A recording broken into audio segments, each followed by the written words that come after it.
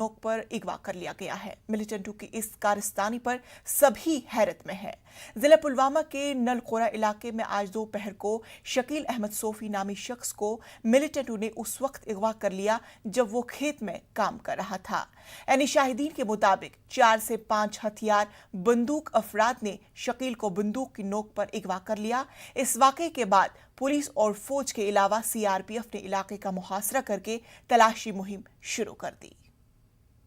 इस वक्त मौजूद है निकलोरा पुलवामा में। यहाँ पर जो नामालूम मिलिटेंट आए और उन्होंने शकील अहमद को किडनैप किया, जो इस वक्त धान के खेत में काम कर रहा था। उस वक्त शकील को किडनैप किया गया। उसके बाद जो सिक्योरिटी फोर्सेस है ने पूरे इलाके में मुहासरा कर दिया और जो किडनैपर है उनकी तलाश शुरू की गई है। कहा जाता है यही कि जो शकील है वो ज़मींदारी का काम करता था और जो हाल ही में यहाँ पर एक मिलिटेंट था शमीम, उसने फोर्सेस के आगे खुद सुपुर्दगी की थी।